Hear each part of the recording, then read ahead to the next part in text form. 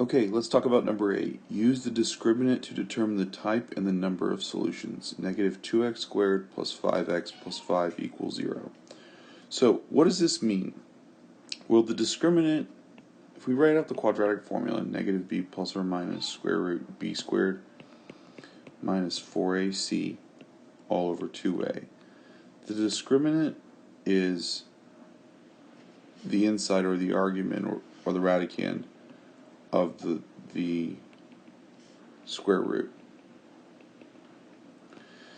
And what that means is how this tells, well, let me put it this way, how this tells you whether you have one or two solutions is contingent on what is inside the square root.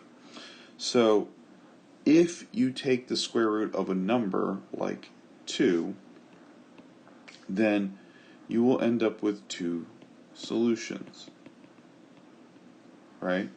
And the reason why you'll end up with two solutions is because you'll end up with the plus or minus, right? Now, these solutions are called irrational because the square root of 2 is an irrational number, okay? If you solved it, and if you solved it and you got a number like the square root of 4, well, the square root of 4 is 2. So when we solve this, you'll end up getting, so this one was plus or minus, this will be still plus or minus, so this will be plus or minus 2. So you still have two solutions, because they're plus or minus, but these solutions will be rational solutions. They're rational because you have they're rational because you have a 2, where you have a whole number, or you have an integer, and there are two solutions because it's plus or minus. Okay? So if you solve and it's a perfect square root, then you get a rational solution. So if it was the square root of 9, then it would be plus or minus 3. It's square root of 16, plus or minus 4, etc., etc. If I solve it and I get a negative, like negative 2, then negative 2 gives me an I, so it's plus or minus I square root of 2. So this gives me still two solutions, but they're now imaginary. Okay, and if I solve it and I get something like, if I get plus or minus, 0, well, the square root of 0 is just 0.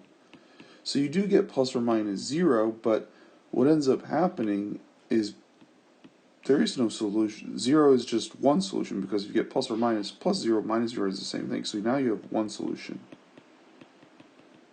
And because you'll be left with a fraction, you'll have one solution and it'll be rational. So what happens if it's 0 is all you're left with is negative b over 2a. And that would be it. Okay? So there's a rationale behind the discriminant. You don't have to just memorize what the solutions are.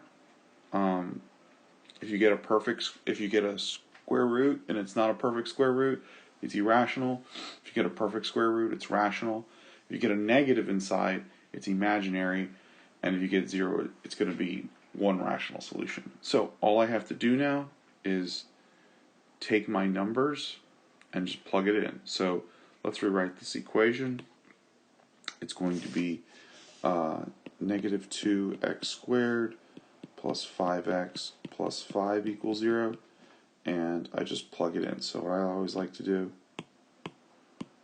is say a is negative 2, b is 5, c is 5. And again, all I'm plugging into is b squared minus 4ac, which is the discriminant, the square root part of the quadratic formula. So we have 5 squared minus 4 times negative 2 times 5. Okay, so now b is 5, so it's 5. A is negative 2, so it's negative 2. C is 5, so it's 5. And then just clean it up. So if I clean this up, I get 5 squared is 25. Negative negative becomes a positive. 4 times 2 is 8, times 5 is 40. And when I add the cross, I get 65. So 65 is not a perfect square root, but it is positive, so you're going to end up with two irrational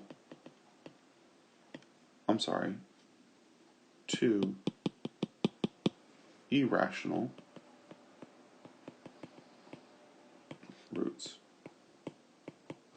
Okay, so you have two solutions, plus or minus square root 65. Square root 65 doesn't clean up, so whenever it's irrational because it doesn't clean up. And that's it. That's all you got to do. So just remember logically what occurs. And it doesn't have to be always irrational, right? It could be rational as well. So just be careful what your answer is. But logically, it's pretty straightforward. You just got to make sure you have the quadratic formula memorized. All right, see you on the next video.